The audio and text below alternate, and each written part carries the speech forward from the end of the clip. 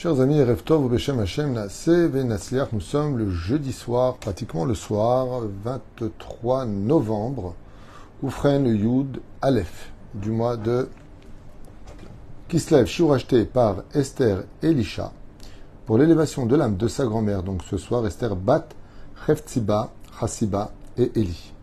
Aléa Shalom, ainsi que l'élévation de l'âme de tous ceux qui sont partis le 7 octobre, ainsi que Bezrat Hashem, la protection de Kol Chayale Israël Bechol Atar Ve'atar, ainsi que de sauver Bezrat Hashem tous nos otages. Kol HaKavod, de penser constamment à tout le monde. Yiratzon, que le mérite de Morenu Harav Rabbi Yaakov Bohatzera Yagen Alechem Balenu et Todaraba Esther Elisha d'avoir acheté ce shiur pour lequel on commence tout de suite. Nous sommes dans la paracha de Vayetze Yaakov, une longue paracha avec plusieurs épisodes, mais surtout la naissance déjà de 11 tribus d'Israël qui naîtront dans cette paracha. Duquel il est dit, Miye, Elohim il m'a dit, si Dieu, tu es avec moi. Très bizarre de poser une telle question, si Dieu est avec moi. Dieu ne t'a jamais laissé tomber, mais c'est que Yaakov estime que comme il a pris la bénédiction de son père, peut-être qu'il ne faudrait pas abuser, que Dieu continue à le bénir. Yaakov est extrêmement humble et il fait partie de ces fameux tzadikim qui pensent que rien ne leur est dû et que ce qu'ils ont, ils ne le méritent pas.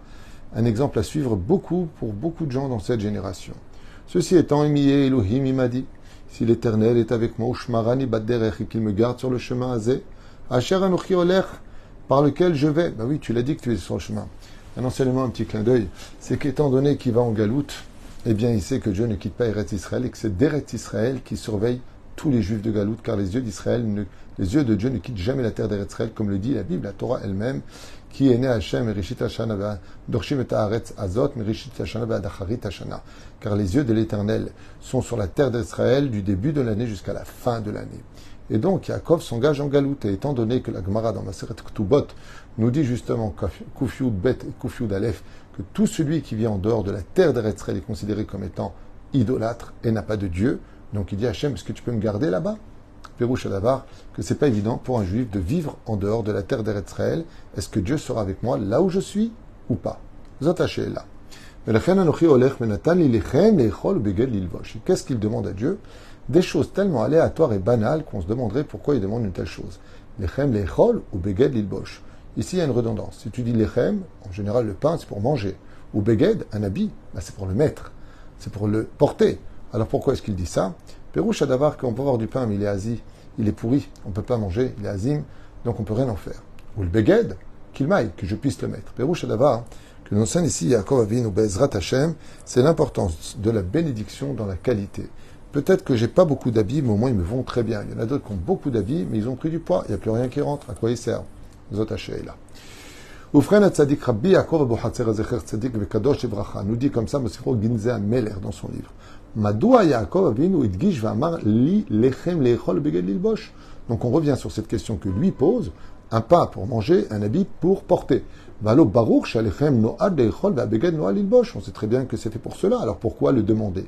Et Imkar, encore une autre question qui se pose. Est-ce que c'est ça que Dieu devrait t'apporter? Tu as demandé qu'il te garde de la tromperie, qu'il te garde de la galoute, de ne pas y rester trop longtemps, de comprendre que tu as un pays, que tu ferais même de revenir. C'est ça que tu aurais dû dire. Pourquoi tu demandes simplement Beged Lilbosh Velechem Lechol? S'il y a un remède, je ne sais pas si c'est ce qu'il va dire, mais que j'avais entendu d'un élève du Rav Kook qui disait qu'en galoute, il est préférable d'avoir peu d'habits à porter et peu de pain à manger pour ne pas rester là-bas. Pourquoi? Parce que si le juif, il voit de l'abondance en galoute, eh bien, il préférera rester en galoute. Comme ça aussi écrit Rabbi Avraham Azoulay. Veimkach, Daya Yalo Levakesh, Velomar Natani Lechem ou Beged. Il suffisait simplement de dire Rabbi Yaakov Bohatzera, et Yaakov Avinu ils disent, donne-moi du pain et donne-moi des habits. Et là, Eshiv, Wa Davar Asher Dibarnu, Shelo al Yaakov Avinu alav Shalom, ki im Lechem Lechol, Velo Litaneg. Ah, alors il dit ici, je te demande pas du pain de luxe, mais au moins du pain que je puisse manger pour vivre, et non pas des vêtements de luxe, mais que je puisse avoir des vêtements qui couvrent mon corps pour être pudique et te servir comme tu le veux. Donc qu'est-ce qu'il demande? Le strict minimum. Le kargam, loshal ki im beged lilvosh derer livishat davka, velo derer itkashtut. Donc un beged à porter, il dit par là, pas un truc de classe, que j'ai envie qu'on me voie, que je suis un prince de la Torah. Machou katan, machou Donne-moi quelque chose de très humble. Je ne te demande pas grand-chose, noir et blanc si tu veux, mais quelque chose qui m'aille, juste pour être couvert, et non pas quelque chose qui me fera remarquer. Klomar Yaakov Avinu. Donc il dit maintenant Rabbi Yaakov Abu Hatzera. הדגיש, מתכוון ואמר לכם לאכול בגד ללבוש כדי להורות שאין כוונתו לבקש לכם כדי לאוכלו לשם הנאה. Donne-moi du pain que je puisse manger pour vivre et non pas pour kiffer. Oh, mitor ta'ava chalila, ou par des envies. J'aimerais manger ceci ou cela. וכן, לא מבקש בגד שלא להפות כל גופו לשם נוי וגאווה. Et donc, comme je vous l'ai expliqué, ne me donne pas des vêtements pour lesquels moi je te demande de passer comme un prince aux yeux des autres qui me rendraient riche ou différent. Et là, kol mevakashato, ou l'echol lechem, ou l'ilbosh beged l'ikiyum, shmirat aguf, vavodat Hashem. Et Yaakov Avinu, ce qu'il demande à Hashem, en lui disant, j'espère que je te dérange pas trop, si je te demande ça, Hashem, je sais que c'est toi le roi et moi le serviteur, mais si juste tu peux me donner un petit peu de pain pour avoir la force de te servir toute la journée et des vêtements, pour que je n'ai pas honte de me présenter devant toi, c'est tout ce que je demande. Ok? Ou binyanze, kotev sefer chovot alevavot. Dans le livre de donc Chovot alevavot, qui est un grand chef-d'œuvre, même si Rabbeinu a des problèmes avec ce livre, selon ce qu'il explique dans Chayei Moharan, chez Kol Ratzon Hatzadikim. De là, on apprendra que toute la volonté de toutes les personnes qui sont venues dans ce monde pour servir Hachem, ou les Kabel et Kol Ma Shehem Tzrichim Likiyum Aguf, ils ne viendront demander que tout ce qui est utile pour leur corps et tout ce qui est utile pour leur âme, sans faire de superflu ou des choses vaines pour lesquelles l'humanité court constamment derrière. C'est-à-dire que si on se posait vraiment les questions, est-ce que vraiment tu as besoin de ça? Est-ce que c'est vraiment utile? Ce qu'on appelle en hébreu chiyuni, c'est-à-dire vital. Et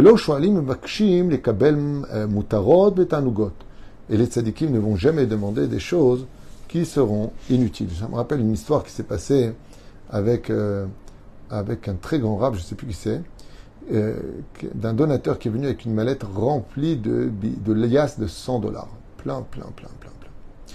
Il y avait peut-être $500 000, $800 000, je ne sais pas. Et le Rav a regardé comme ça, il a regardé, il dit, Kol hakavod, c'est quoi? Il lui a dit, c'est un don pour votre yeshiva.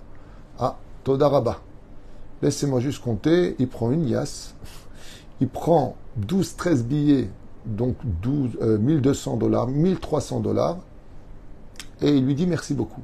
Alors le donateur, il lui a dit non, c'est toute la mallette pour le Rav, pour la yeshiva. Alors il lui a dit, bah oui, c'est ce que j'ai pris. Je ne comprends pas. Il dit, pour le mois, il me manquait $1,200. C'est tout ce qui me manquait. Vous les avez apportés. Là, le reste, vous pouvez donner à une autre yeshiva qui certainement en auront besoin. Là, moi, j'ai plus besoin. J'ai payé tout le monde. Il me manquait juste $1,200. Toda Rabba. Le donateur, il lui a dit, d'accord.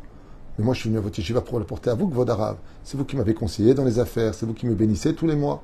Il lui a dit, d'accord. Et alors? Je ne travaille pas pour moi. Je travaille pour ta réussite. Pour que tu sois... Baruch Hashem, tu ne manques de rien. Mais je n'ai pas besoin de cet argent maintenant, puisque j'ai ce qu'il me faut. Il dit, d'accord, mais le mois prochain, vous en aurez besoin. Et il lui dit, le mois prochain? D'abord, qui a dit qu'on arrivera au mois prochain? Oh, il va voir que je pense au mois prochain, alors que peut-être qu'à ma chère aujourd'hui. Pourquoi tu veux que je parle du futur alors qu'il n'est pas encore là? Et puis, si Dieu il veut que j'ai, avec ou sans toi. Ce n'est pas toi qui nourris la yeshiva. C'est toi qui en as le mérite. C'est toi qui as le mérite de participer. Et il lui a rendu la mallette, pour laquelle il lui a demandé de l'amener à une autre yeshiva où le Rav savait que là-bas, ils avaient de grandes difficultés, ils n'avaient plus de chauffage. Amène cet argent chez eux, car ils en ont besoin. À Emet, il faut être un très grand tzaddik pour être capable de faire une chose pareille. Très grand tzaddik.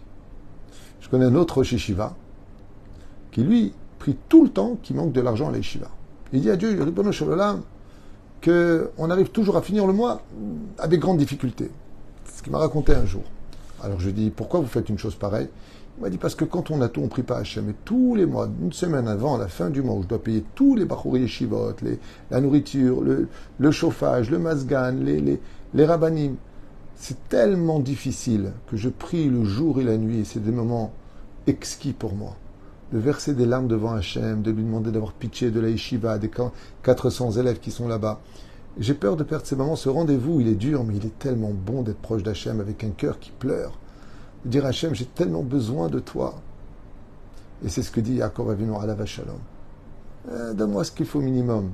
Comme la Gemara l'enseigne dans Masechet Ta'anit, Kav Gimel, Kav Bet, Kav Dalet, que là-bas, Il regrette il demandait à Dieu que sa femme devienne belle, qu'il devienne riche. À la fin, il s'est mis à pleurer à Hachem. Comment j'ose te déranger constamment? Tzaddik, il n'a pas besoin de luxe. Un tzaddik amiti, il n'a pas besoin de déranger Hachem Termidaï. Il veut le strict minimum parce que lui, il veut donner à Dieu, il ne veut pas prendre de Dieu. C'est un niveau qu'on ne comprend pas, je vous l'affirme. Ou même, il ma'ad adam liot tamid sa mère bechelko. Pour être toujours heureux de ce que Dieu lui donne, l'istapek bemouad velo leachne ta'avatav. Car l'homme, il dit ici, Rabbi Yaakov Abu Hatzera, il mange toujours beaucoup plus que ce qu'il n'a faim. Il veut toujours plus luxueux que ce qu'il n'avait. Il a toujours envie d'avoir plus. Et bah, sauf une fois qu'il a, il n'en a plus rien à faire. Ça lui fait plaisir au début. Puis après, il passe à autre chose. Mais ce part à la dame, Annie, on raconte l'histoire d'un homme qui était pauvre, Shaya Chacham ou Melamed Meod, qui était très très sage et savant. Au Bechad Ayamim, et voici qu'un des jours, Natano Amelech, le roi, Mamon Rav, Betorat Matana, Kedei Lachatzlo, Mbutsukato. Le roi aimait beaucoup cet homme-là, ce juif qui était Chacham et qui était plutôt savant, et donc sage. Il lui a donné une grosse somme d'argent pour le sortir de toute cette pression dans laquelle il vivait par manque de moyens. Veine, les machorat igia auto ani, el ameler, veishivlo et kol matanat rachazara. Et ce pauvre, très intelligent, revint au palais du roi lui remettre toute la somme d'argent, énorme pourtant, qu'il lui avait donnée. Ameler ver auto zet palais alkar. Et le roi s'étonna en lui disant, mais pourquoi m'as-tu ramené cette fortune que je t'ai donnée pour te sortir de ton pétrin? Le auto ani, Milumad, et ce pauvre, qui pourtant si savant que ça, Eshiv el ameler, lui a dit au roi, Adoni ameler, mon seigneur le roi, Miyom shamaleti al daati haiti mistapek bemouat. Depuis le jour où j'ai compris comment fonctionnait le monde, je me suis toujours contenté du strict minimum pour vivre. Vezegaram liliot tamid samer bechelki, ce qui m'a toujours donné une joie pour ce que j'avais. Par exemple, vous, le roi, vous êtes toujours la nuit en train de vous demander si on ne vous a pas empoisonné, si vous n'allez pas perdre ce que vous avez par rapport au ministre peut-être des Finances ou un autre qui peut-être pourrait mettre la main dans vos trésors. Est-ce que vous dormez bien? Vous êtes vraiment heureux? Et le roi lui a souri. Ach, atan itpale, libi, betzat avec daga. Il dit maintenant, moi, depuis que vous m'avez amené cet argent, j'ai peur qu'on me le vole. J'ai peur de ne pas réussir à faire ce qu'il faut. J'ai peur qu'on m'arnaque. J'étais bien avant. Maintenant, je suis dans une situation compliquée. Ça me rappelle toutes ces personnes où j'avais vu une émission il y a longtemps, qui ont gagné le loto, qui étaient des ouvriers fidèles à leurs femmes, heureux de vivre, avec leurs 3 enfants, une petite voiture, et qui ont bien sûr divorcé, prostitution, drogue, et dépensé de l'argent à tout va, à faire n'importe quoi, et qui se sont retrouvés, en fin de compte, seuls au monde, et dépendants de la drogue. Qui est un marchavot, tridot et shelbat nafshi, shela echan le hashkaa kesef, shenatata beyadi. Il lui dit, depuis que tu m'as amené cet argent, mes yeux sont sur cet argent, d'y faire très attention, de commencer à visiter des maisons, laquelle je pourrais acheter. Je suis très bien dans ma petite cabane, il lui a dit. Il a dit, moi, je préfère te rendre cet argent, toi tu sauras plus quoi en faire, parce qu'en ce qui me concerne, malgré tout, je mange tous les jours, j'ai quand même un toit, mais je me sens surtout chez moi. À Emet, pour arriver à un tel degré, selon la Gemara de Masechet Ta'anit, il faut avoir une totale 100% bitachon b'Hashem, et d'estimer qu'on ait ou pas de l'argent, on est riche. Pourquoi on est riche? Parce que c'est ce que veut Dieu. Et quand on fait ce que veut Dieu, on est l'homme le plus riche du monde. C'est un niveau. C'est Rabbi Yaakov Abu Hatzera Bezrat Hashem, pour lequel il clôture son enseignement si riche et si important, pour lequel on bénit Esther Elisha qui a acheté ce shiur pour l'élévation de l'âme de sa grand-mère, Esther Bat Cheftiba Chassiba et Eli Aléa Shalom. Baruch Adonai Leolam. Amen ve Amen.